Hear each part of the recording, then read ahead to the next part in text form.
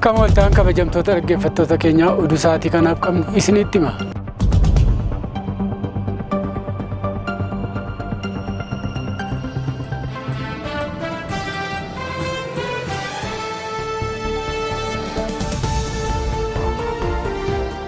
Addi bilisummaa Oromoo kaadhimamtoota isaa filannoo marsaa torbaffaa irratti hirmaachisuuf haala yeroo fi dhimmoota filannoo waliin walqabatan irratti leenjii hubannoo kennuufii hime. Addi bilisummaa Oromoo bitootessa 14/2026 waajjira muummee ABO'tti kaadhimamtoonni haala siyaasaa biyyattii adeemsa filannoo fi gahee isaanii akka ba'an bakka bu'oota uummataatti qaban irratti hubannoo waliigalaa akka argatan taasifameera jedhe.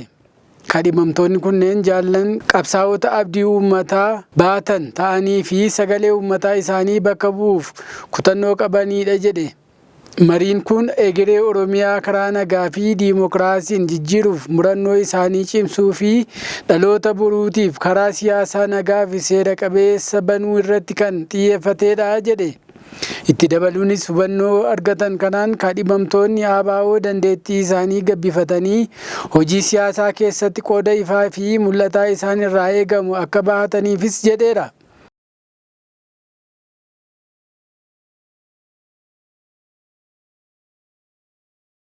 Lammiileen Itoophiyaa 137 Keeniyaatti hidhamanii turan gara biyyaatti deebifaman. Lammiileen Itoophiyaa 137 faddaaltotaan gowwoomfamanii daangaa Keeniyaarraan gara Afrikaa Kibbaatti ceefuuf osoo yaalanii qabamanii manneen hidhaa adda addaa Keeniyaa keessatti hidhamanii turan gara biyyaatti deebifamuu isaanii himame.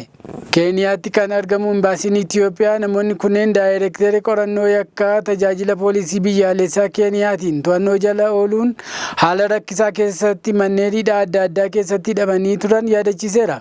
Hojiin lammiilee gara biyyaatti deebisuu kun ergama Itoophiyaan Keeniyaa daayireektarii qorannoo yakka tajaajila poolisii biyyaalessaa Keeniyaa fi tajaajila immigireeshinii Keeniyaa waliin qindoominaan taasisuun kan raawwatame ta'uu ibsameera. Akkasumas adeemsa kana keessatti lammiileen kunneen mana hidhaa keessatti qaamaan daawwatamuun dhimmi isaanii mana murtii Keeniyaatti hatattamaan akka ilaalamuuf deeggarsaa fi hordoffiin barbaachisaa ta'e erga taasifameen booda dhumarratti gara Itoophiyaatti akka deebifaman murtaa'uun ibsameera. Adeemsa seera kana hordofuunis lammiileen Itoophiyaa 137 hundi karaa moyyaalee geejjiba lafaatiin gara biyyaatti deebifamuun isaanii ibsameera. Koomishiniin hooggansa sodaa balaa kutaalee biyyattii bakkoota balaa sigiga lafaaf saaxilamuu danda'an jedhe ilaalchisee akeekkachiisa dursaa dabarse. Rooba cimaa naannoo kibba Itoophiyaa godina Gaamootti akka lakkoofsa Itoophiyaatti bitootessa 2018 roobeen aanaalee godinichaa garaagaraa keessatti balaan sigigaa qaqqabee yoo xiqqaate lubbuun namoota 52 darbeera. Kanneen eessa buuteen isaanii hin baramne akka jiran akkasumas jiraattonni kumaan lakkaa'aman buqqa'uu isaanis waajjirri koominikeeshinii godinichaa toora feesbuukii isaa irratti ibseera. Gama biraatiin koomishiniin hooggansa sodaa balaa kutaalee biyyattii balaa sigiga lafaaf saaxilamoo ta'an ilaalchisee of eeggannoon akka taasifamu erga akeekkachiisa dursaa dabarseera. Ergaan kunis yeroo bitootessa 2018 hanga fulbaana 2019 of keessatti kan qabate akka ta'e himameera. Waqtiin arfaasaa keessattuu kutaalee kibbaa fi kibba bahaa biyyattiitti waqtii roobaa ta'uu isaa kan hime koomishinichi kutaaleen biyyattii kunneen balaa sigiga lafaaf saaxilamoo akka ta'an koomishinichi beekseera. Dabalataan koomishinerichi aanaalee naannolee Amaaraa, Giddugaleessa Itoophiyaa, Oromiyaa, Sidaama, Kibba Itoophiyaa, Kibba Lixa Itoophiyaa fi Tigraay balaa sigiga lafaaf saaxilamuu danda'u jedhee adda baaseera. Haaluma kanaan naannoo Oromiyaa godina Jimmaatti aanaaleen akka Qarsaa, Mannaa, Gommaa, Seeraa, Saqqaa, Coqorsaa, Deedoo fi Cooraa yaaddoo sigigaa lafaa qabaachuu danda'u jedheera. Godina Shawaa Lixaatti aanaalee akka Gindabarat, Jalduu, Calliyaa, Meettaa Roobii, Abuna Gindabarat, Tokkee, Kuttaayee fi Ejersa Lafoo fi Meettaa Walqixxeen aanaalee yaaddoo sigiga lafaa qabaachuu danda'u jedhamanidha. Kana malees godina Shawaa Kaabaatti aanaalee warra Jaarsoo, Darraa, Hidhabuu Abootee, Kuyyuu, Yaayyaa Guulallee fi Alaltuu kunneen akeekkachiisa dursaa koomishinichaa keessatti eeramaniiru. Shawaa Bahaatti aanaan Gimbichuu, Arsiidhaa, aanaaleen Asakoo, Gololchaa fi Seeruu akkasumas Harargee Bahaatti immoo Meettaa fi Guraawaan adda ba'aniiru. Dabalataan koomishinichi godina Shawaa Kibba Lixaa aanaa Ammayyaa, Gujii Lixaatti aanaaleen Hamballaa, Waammannaa, Abbayyaa fi Galaanaa akkasumas godina Boonnoo Beddelleetti aanaalee Deeggaa, Gaachii fi Dhidheessaa yaaddoo sigiga lafaa qabaachuu danda'u jedheera. Gandoota aanaalee hunda keessatti sigiga lafaa ni mudata jechuu miti kan jedhe koomishinichi naannolee balichaaf saaxilamoo ta'anitti garuu of eeggannoon taasifamuu akka qabu himeera.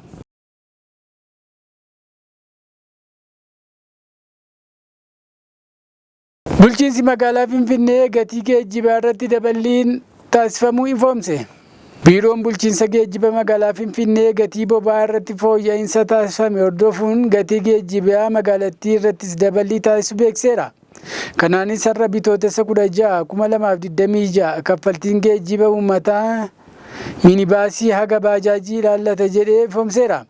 Biirichi ibsa kanneen imaltoonni geejjiba al tokkoon kiiloomeetira 2.5 deeman kaffaltiin isaanii qarshii 10 ta'ee turus imaltoonni imala dheeraa amma deemaniin garuu gatiin kaffaltii itti akka dabalu hojumaata kanaan fooyya'uus ibse. Fakkeenyaafis imaltoonni hanga kiiloomeetira 10 deeman qarshii 35 kan kafalan yoo ta'u kanneen hanga kiiloomeetira 20 deeman ammoo qarshii 55 kafaluu jedhe. Gama geejjibaan kanneen akka haayigarii irrattis imalli haga kiiloomeetira 8 hanga qarshii 15 imala dheeraan hanga kiiloomeetira 24 qarshii 40 akka ta'e ibseera.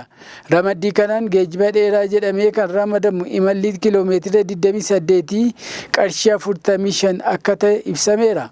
Tajaajila awutoobisii magaalaan walqabatee geejjiba kiiloomeetira 7.7 qarshii 10 akka ta'u haga kiiloomeetira 23 qarshii 30 fi kanneen haga kiiloomeetira 45 deeman ammoo qarshii 60 ta'uu fi haga kiiloomeetira 50 ammoo qarshii 70 dha jedhe. Gama biraatiin geejjiba baajaajiin walqabatee sararawwan martinuu qarshii 10 akka itti fufan murtaa'eera jedheera. Biiroon geejjiba magaalaa Finfinnee dhaabbileen tajaajila geejjibaa kennan hawaasa sirnaan akka tajaajilan gaafatee warreen tajaajila kaa'ame sarban tarkaanfii irratti fudhatamaa jedhe. Hawaasni gaafa waan seeraan alaa argu lakkoofsa bilbilaa 9417 akka eeruu kennu dhaamsa dabarseera.